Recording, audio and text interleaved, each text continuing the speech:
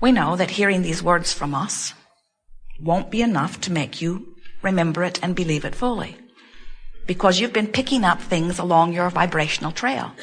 You didn't learn to not like yourself the first time someone didn't like you. You protested. The first time someone said you were bad, you knew they were wrong. You tried to convince them otherwise, and had they not been bigger, you would have won. The other day, Jerry and Esther were in a restaurant in a little alcove with 3 other tables, and a little boy was having a meal with his mother. And they had finished the meal, and he had been there much longer than he was happy being there. And for some reason, the server was taking a very long time bringing the check to them. And he was restless and beginning to be vocal. And his mother, who was aware of the close proximity to other people, kept hushing him, but it was not working. And finally, she said to him, "You are a very bad boy." And he protested with a volume that everyone in the restaurant could hear, "Me not bad." And he meant it. He knows he is not bad, and it is so uncomfortable when his mother, who he wants to believe, is so wrong about something that he is so sure about. She did not believe him, however, because she has been practicing those thoughts much longer than he. She was certain that he was bad, and she was also certain that everyone around there would agree with her. So Esther turned to her and said, "I have to agree with your little one. I think he is an angel. In fact, there are not words to describe the goodness that he is." And the little boy looked at Esther, and he smiled from inside out. His new friend who understood and saw him as he knew he was.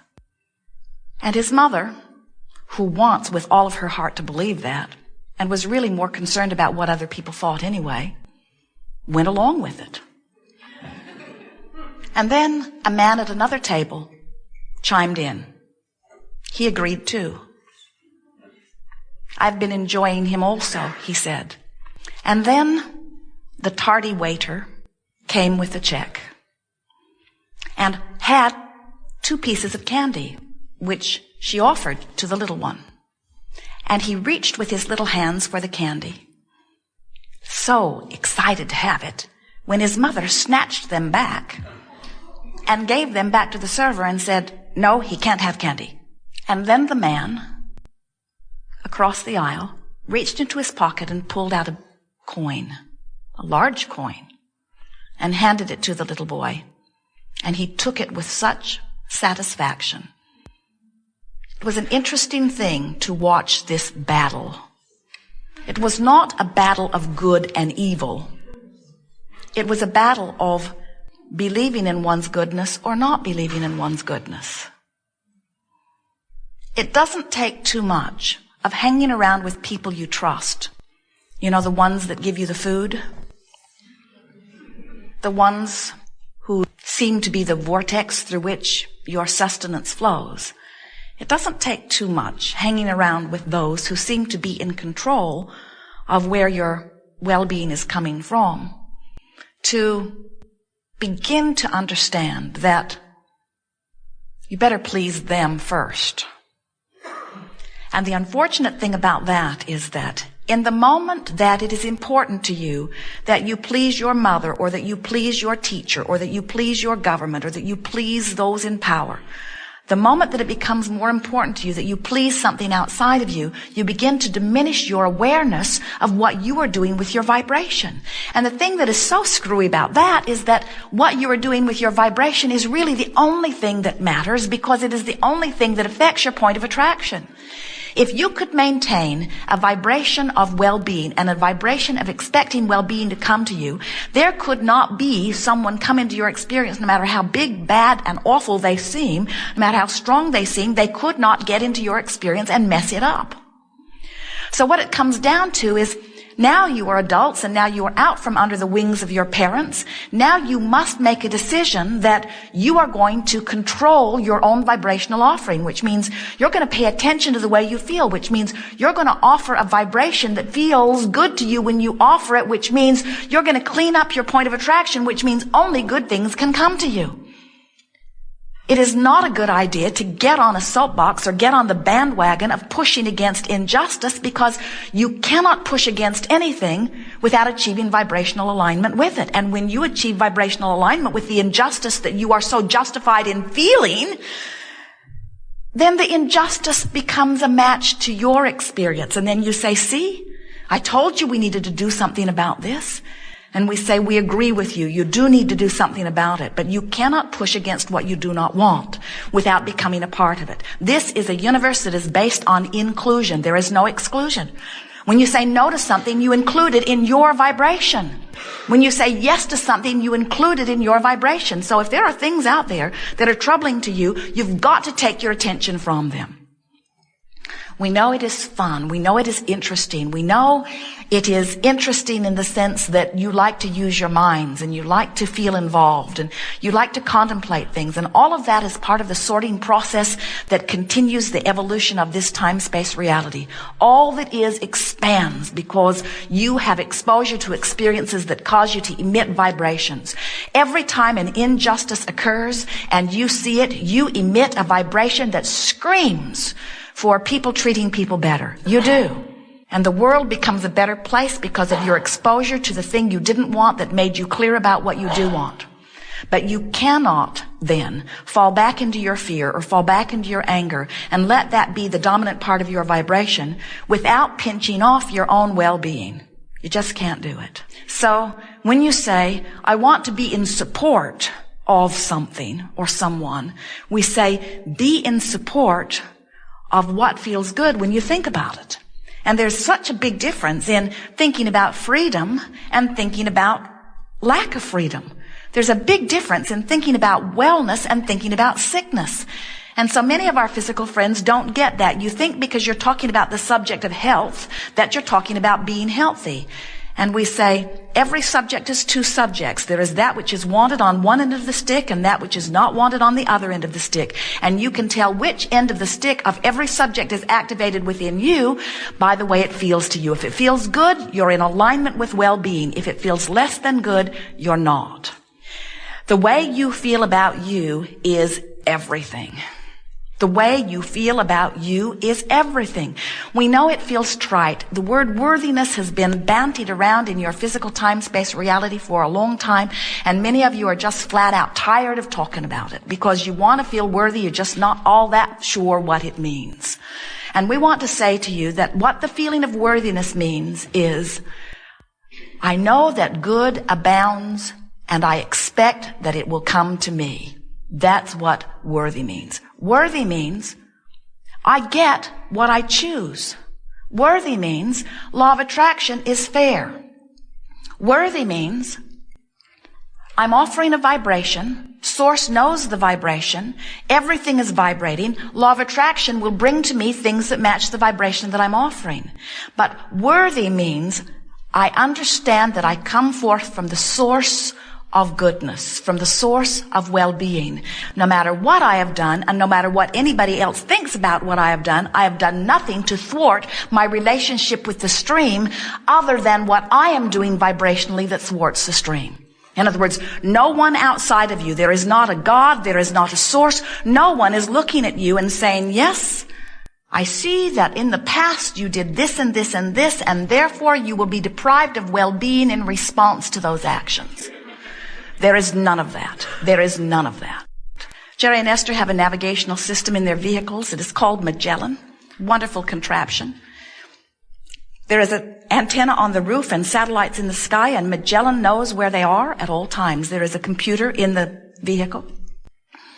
And so when they have some place they want to go, they just program in the city and the street and even the street number in some cases, and Magellan calculates the way to go between where they are and where they want to be.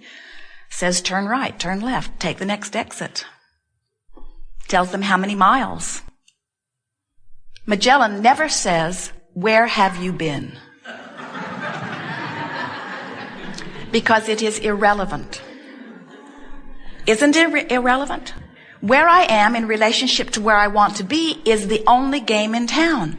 Where you have been has nothing to do with it, except that if you've been really focusing upon where you've been, you might have really activated where you've been in your vibration. And so even though you're standing where you are now, you might be offering a vibration about where you've been. But Magellan tries to get you over that. Magellan says, where do you want to go? Tell me now. And if you will take the time to program in where you want to go, then Magellan is relentless. If you take a detour, Magellan will say, please proceed to the highlighted route.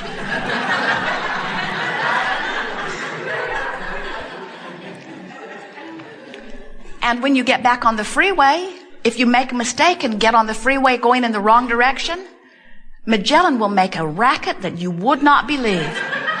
She will say, when it is possible, make a legal U-turn.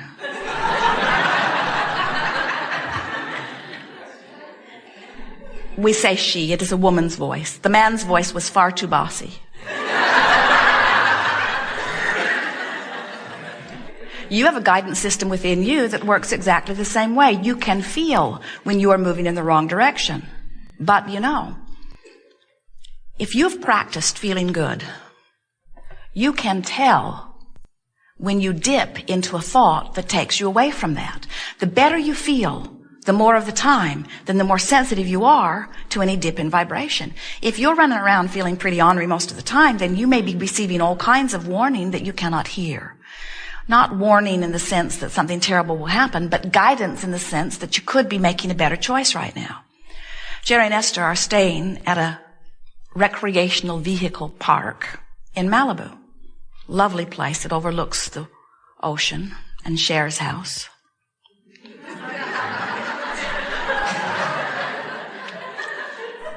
And as they leave this park to turn left, which is the direction they always want to go on the Pacific Coast Highway, there is a sign that says no left turn. So the only option is to turn right, get into the center lane, wait until the traffic is clear, and make a legal U-turn. Which is fine when they are in their car, but when they are in their motor coach, it is extremely inconvenient. They have to go a long ways in the wrong direction before they can turn around. So Esther has never been very pleased with the sign. So each time she comes to the foot of the hill, she always says to Jerry, and he always agrees because he is such a wise man.